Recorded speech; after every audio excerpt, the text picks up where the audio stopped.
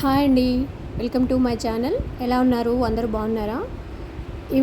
Evening టైంలో snacks ఏం చేద్దామా అని ఆలోచిస్తుంటే ఇలా ఇంట్లో మిరపకాయలు ఉన్నాయండి. బజ్జీ మిరపకాయలు. సో వాటితో ఒకసారి బజ్జీ చేద్దామని ట్రై చేశాను. సో బాగా వచ్చాయండి, సూపర్గా వచ్చాయి. ఇంట్లో ఉన్న పిండితోనే ఇలా మనం చేసుకోవచ్చండి. ఆల్రెడీ ఇంట్లో కారపూస పిండి ఉంది, దాంతో ట్రై చేశాను. చాలా అంటే చాలా బాగా వచ్చాయండి. దానికోసం ఆల్రెడీ నేను పచ్చిమిర్చి నీట్గా కడిగి కట్ చేశాను. ఈ కట్ చేసిన మిరపకాయ మధ్యలో కొంచెం సాల్ట్ అంటించానండి. ఇలా కొంచెం సాల్ట్ అంటించుకుంటే మనకి తినేటప్పుడు కొంచెం చప్పగా కాకుండా సూపర్ టేస్టీగా వస్తాయి. చూసారు కదా, ఇలా ఒక్కొక్కటిగా పెట్టుకోవాలి.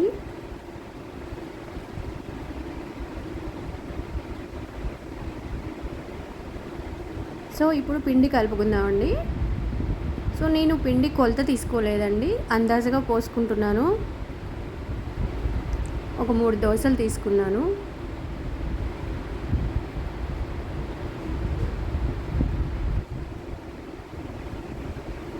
దాంట్లో కొంచెం సాల్ట్, రుచికి సరిపడా వేసుకుంటే సరిపోతుందండి, ఎందుకంటే పచ్చిమిర్చిలో ఆల్రెడీ పెట్టాం కదా. కొంచెం కారం, కొంచెం వంట సోడా వేసుకొని కలుపుకోవాలి.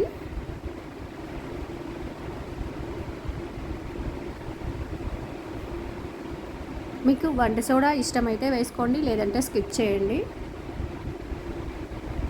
ఇప్పుడు కలుపుకుందామండి మొత్తం.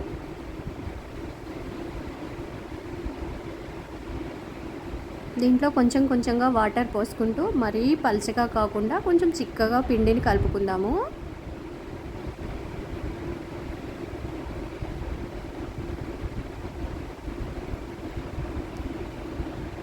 ఎక్కువ పోసుకోవద్దండి, లూజ్ అయితే బజ్జీ రాదు.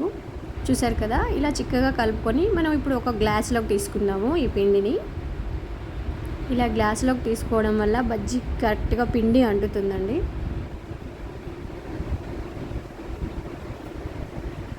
సో ఆల్రెడీ నేను స్టవ్ మీద బాండి పెట్టి ఆయిల్ వేడి చేశాను. ఆయిల్ వేడింది. ఇప్పుడు పిండిలో డిప్ చేసి మిరపకాయని ఆయిల్లో వేసేసుకుందాము.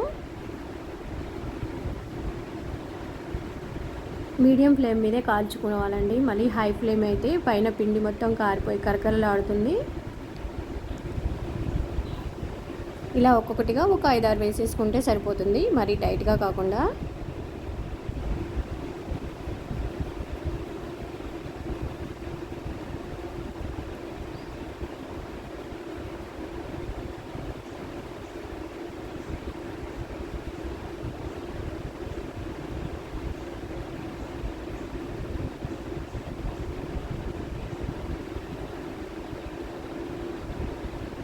ఇప్పుడు ఎమ్మటే కలపకుండా కొద్దిగా కాగినాక అటు ఇటు అనుకొని తిప్పేసుకొని కాల్చేసుకోవాలండి. గోల్డెన్ బ్రౌన్ కలర్ వచ్చే వరకు కాల్చేసుకొని తీసేసుకుంటే సరిపోతుంది. చూసారు కదా, చాలా చక్కగా కాలుతున్నాయండి.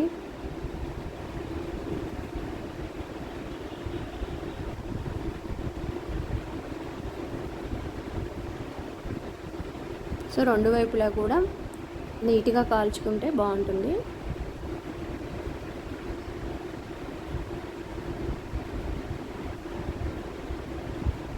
చూసారు కదా, కాలిపోయాయి. సో ఇప్పుడు ప్లేట్లోకి తీసుకుందాము.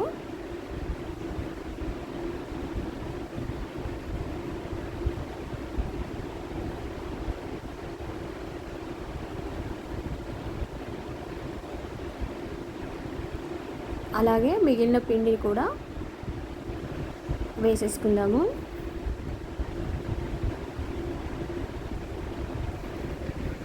అచ్చం శనగపిండి అయితే కొంచెం గ్యాస్ ప్రాబ్లం ఉన్న వాళ్ళకి ప్రాబ్లం అవుతుంది, కాబట్టి ఇలా బియ్యం పిండి ఉన్న కారపూస పిండితో చేసుకున్నారంటే కూడా టేస్ట్ బాగుంటుందండి. ఒకసారి ట్రై చేయండి మీరు కూడా.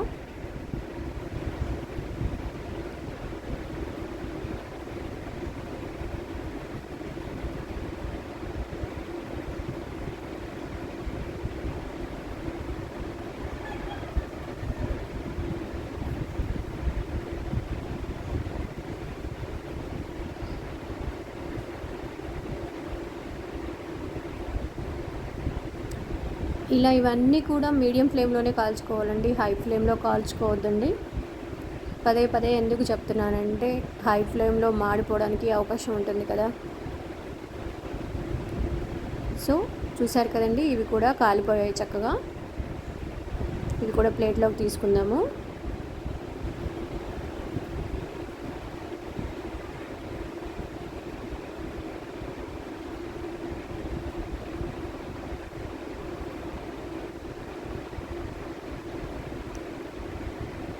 ఇప్పుడు ఈ మిరపకాయలకి కావాలంటే మనం ఆనియన్స్ కట్ చేసుకొని సర్వ్ చేసుకుంటే సరిపోతుంది.